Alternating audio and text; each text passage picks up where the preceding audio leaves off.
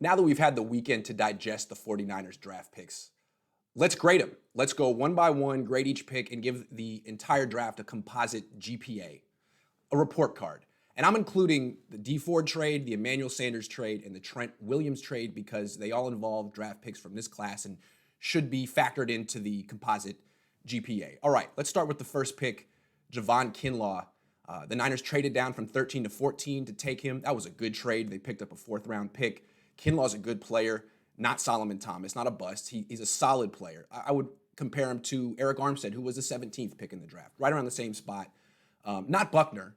Buckner was the 7th pick in the draft and probably underrated at that. I mean, he had 10.5 sacks as a senior in college, joined the Niners, and was instantly their best player on defense. Kinlaw had 10 sacks in college the entire time. Really good player, played well at the Senior Bowl, but more like a developmental project, someone who can improve who has a lot of upside, a lot of power. Like Armstead, someone who could be very good, but probably won't be the best player on the defense and a captain and someone playing 1,000 snaps a season like Buckner was. I mean, who is that other than Buckner and Aaron Donald? So, solid player. If the Niners had just ended up drafting 13th or 14th because that's where they ended up the season and taking Kinlaw, I'd give that pick a B+. But you got to factor in that he has knee tendonitis. That's degenerative. That's not going to get better. It's only going to get worse. So you factor, well, maybe it won't be a big issue when he's 22, but what about when he's 24? What about when he's 26? Will he get a second contract from the 49ers, or is he basically just a 4 or 5 year rookie contract guy, in which case he wouldn't be a foundational player? And the thing is, you traded Buckner for him. That's the real issue here. Buckner was a foundational player. He was the Joe Staley of the defense. Should have been a guy who spent 13 years on the team and retired as a 49er. But they felt he was too expensive. They didn't want to pay $21 million for a defensive tackle. Traded him for a rookie. Understandable. Kinlaw's cheaper, but he's not as good as Buckner. You lost that trade. So not a bad pick. It came at the expense of a team leader, a team pillar, and you got a little bit worse. So I can't give the pick any higher than a C+. Brandon Ayuk, pick 2. The 25th pick in round 1, wide receiver from Arizona State. I really like the guy. Perfect fit for the 49ers. Like Deebo Samuel, can take a screen or a slant for a touchdown. Fast, really good after the catch, a punt returner, a kick returner, but bigger than most of the Niners wide receivers, 6 feet tall, really long arms, can go over the middle and make acrobatic catches. The Niners don't have anyone like that. He's a perfect fit.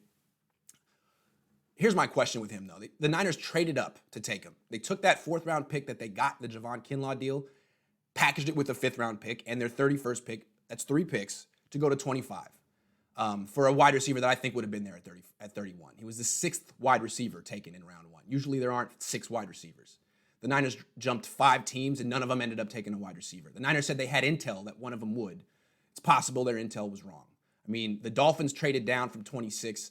A lot of people are speculating the Dolphins wanted Ayuk, but they ended up taking a corner. They didn't take a wide receiver until round 7, and they had 1 million picks. They had every opportunity to do so. So I think it's possible that everyone was wrong about what the Dolphins were going to take, and the Niners probably could have just had Ayuk at 31. Maybe some team would have taken Ayuk, in which case I say, oh well. There were a lot of other wide receivers who would have been available at 31. T. Higgins, Michael Pittman Jr., Denzel Mims, a lot of guys that could be just as good or even better than Ayuk. This is the deepest wide receiver class of all time. Why zero in on one guy? Why fall in love with one guy when a bunch of guys are falling to you? And then finally with Ayuk, you traded up for a wide receiver. It wasn't even the biggest need. I still believe that cornerback is a bigger need. Deebo Samuel's a heck of a player. Kendrick Bourne's talented. Jalen Hurd, Trent Taylor, they were hurt. There's no young talent in this at cornerback. I mean, Akella Witherspoon has no confidence. Emmanuel Mosley is an undrafted free agent who played solid behind a great pass rush, but what's his future? I mean, Richard Sherman's 32. I still believe the best value there would have been to trade down, take a corner. Those are my issues with the pick. But again, I like Ayuk. I think he's really good. He's not like Dante Pettis. I think he'll be a good player. So good pick. I just can't give it any higher than a B- because I feel they traded up unnecessarily and it wasn't the biggest need. But at least they got a good player. B-. So I'm starting C+, B-. Next pick, they traded their 2nd round pick last year for D Ford. Now, D Ford, when he played, was maybe the most valuable player on the defense. When he was on the field, the defense was great. When he wasn't on the field, the defense wasn't that great because he brings something that no one else has. It's a great pass rush, but he's the speed rusher. Everyone else are power rushers. So what he does, he gets to the quarterback first. He makes the quarterback hold the ball, move his feet, reset, and then throw, which gives Bosa, Armstead, Buckner time to get there. Extremely valuable. Problem is, he has knee tendonitis. It's a degenerative issue. He's getting closer to 30. It's getting worse every year. He played less than 300 snaps last year. And that's only going to get worse. Doesn't practice much, doesn't play much, doesn't start, not a 3-down player, not a run defender. Valuable when he plays, but he's going to play less and less, most likely. And the fact that the Niners traded a second-round pick for him, then gave him the $17.5 million per year contract, $85 million per year contract, is a big reason they couldn't sign Buckner. So he really came at the expense of Buckner. So while he's useful when he plays, he doesn't play much. His playing time is probably even going to go down. And he's one of the main reasons Buckner isn't on the team anymore. Not a good trade. Not a failure because he has value, but probably won't be on the team in 2021. They'll probably end up cutting him because they can't justify paying $17 million a year for a guy who hardly plays, doesn't start, when they're going to have to give extensions to George Kittle and maybe Trent Williams too. So D for the D Ford trade. Sorry, D. Next, Emmanuel Sanders. The Niners traded a third-round pick and swapped a couple other picks, but mostly gave up a third for Emmanuel Sanders midseason. Sanders became a leader on the team. He really helped Deebo Samuel and Kendrick Bourne break out. Really helped Jimmy Garoppolo, became one of Garoppolo's favorite targets right away. Had a tangible effect on the entire team in offense. He almost became like the Richard Sherman of the offense, spoke for the offense, had won a Super Bowl, could tell them whether they were on the right track, doing the right things to make it all the way. Kind of got phased out of the offense a little bit at the end because they stopped throwing. It was clear that an older guy, if they weren't going to keep Buckner, how could they afford to keep this guy? He ended up being a one-year rental who didn't really do that much in the playoffs. But good trade. You had to make that trade. He gave the Niners a much better chance to win the Super Bowl than without him. He had some big games in the regular season. One-year rental, I can't give it an A, but I do give it a B. I think it was the right trade and a good trade. A B. Next, on day 3 of the draft a couple of days ago, the Niners traded their 5th-round pick this year and a 3rd next year for Trent Williams, who is maybe the best left tackle in the league. Hasn't played in a year and a half and really hasn't played a full season since 2013, but when he's healthy, he's great. We didn't know it, but Joe Staley is retiring, has a neck issue, doesn't want to play anymore. So the Niners upgraded. Trent Williams, if they keep him long-term, is a foundational player. He's only 31. I don't know if they're going to keep him long-term. He's a free agent after 2020, but that's not the issue right now. The Niners got this guy for a 5th and a 3rd. And if he leaves, they'll get a 3rd-round pick probably as a comp pick, compensatory pick, which means they'll get their 3rd-round pick back eventually. So this is an A trade. This is the first thing the Niners did all offseason that made them much better. A for Trent Williams. Next pick, the Niners took offensive tackle Kolten Mckim in the 5th round.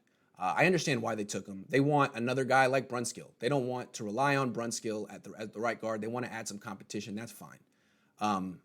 Still, they drafted Mckim over a cornerback who was considered a first-round prospect last year had he come out, went back to school, broke his ankle, didn't get to run at the combine, fell to round 5. Brice Hall, I really liked him.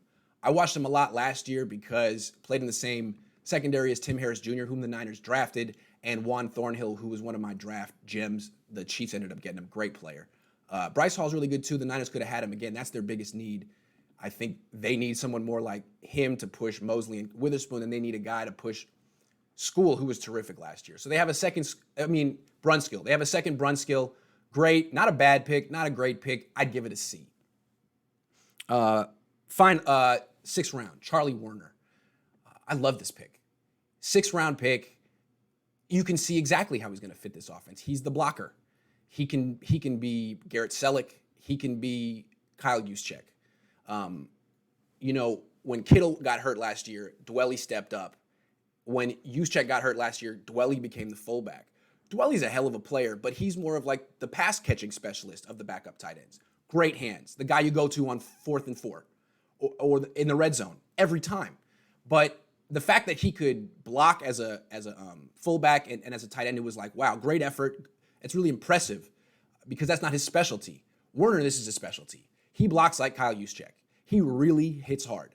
So these are one of those late round picks the Niners make that you're like, oh, this is perfect. This guy's going to fit the team, make an impact, maybe be on the team a long time and be a gem that they take late. Love this pick. Watch his blocks. All of his best highlights are blocks. He hits hard. This is an A pick, and it's going to make their run game even better. Played at Georgia, which is like the best running team in college football every year. Was a big reason why. Final pick, Jajuan Jennings. Another guy. You look at him, it's like you can see exactly how he fits in the offense. The big slot receiver. Not fast, but he can go over the middle and make really tough catches. 6'3", can jump and make leaping catches in the end zone, which is how the Niners wanted to use Jalen Hurd last year. They threw him all kind of passes like that in training camp. He got hurt.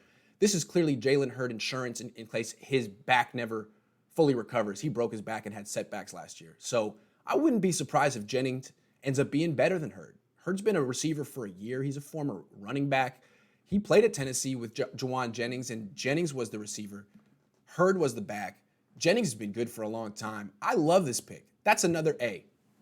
So here's my composite grade.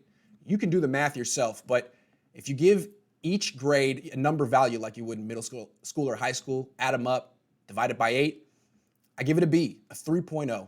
That's a good pick. That's a pretty good draft. And it's similar to how I look at most of the Niners drafts. The players they took at the top, a little questionable. Not bad, but is Javon Kinlaw a foundational player? Is Brandon Ayuk a foundational player? I don't know. Maybe not. Did the Niners get a foundational player in this draft? I don't know. Maybe not. But they knocked some of those late round picks out of the park. First of all, the Trent Williams trade was a coup. Fantastic. That made them better. That boosted their grade. But again, Werner and Jennings, terrific picks.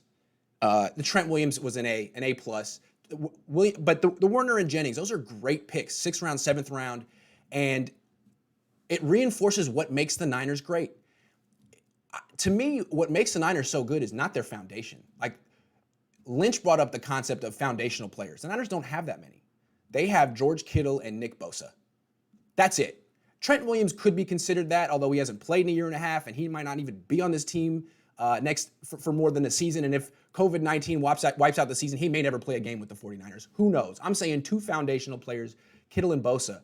But what makes the Niners special is their depth. Really, I mean, at every single position, they have backups who are as good as the starters. It happens every time. Staley goes down, School comes in and is just as good. Brunskill comes in and is just as good. Pettis doesn't work out, Kendrick Bourne comes in just as good. Tevin Coleman gets hurt, Raheem Mostert steps in, even better. Jeff Wilson, great. I just keep going. Like, Kittle goes down, Ross Dwelley steps up. If Garoppolo went down, Nick Mullins would be able to run the offense just great. Kella Witherspoon gets benched. Emmanuel Mosley, even better. Quan Alexander gets hurt. Dre Greenlaw saves the season. I mean, who am I missing? That's what makes the Niners great. Their depth. I can't think of any other team that I've ever covered or that's in the league right now that can really do the whole next man up mentality thing like the 49ers. They always knock their late round picks out of the park and their undrafted free agents too. And I haven't even gotten into that yet. So typical Niners draft. Some questionable picks at the top, but every single pick adds to the depth. I mean, look at the depth in the wide receiver room. That's the biggest, deepest wide receiver room in the league, probably. Look at the defensive line, extremely deep. And the offensive line, too. Those are 3 important positions, and the Niners have like 11 guys at each spot.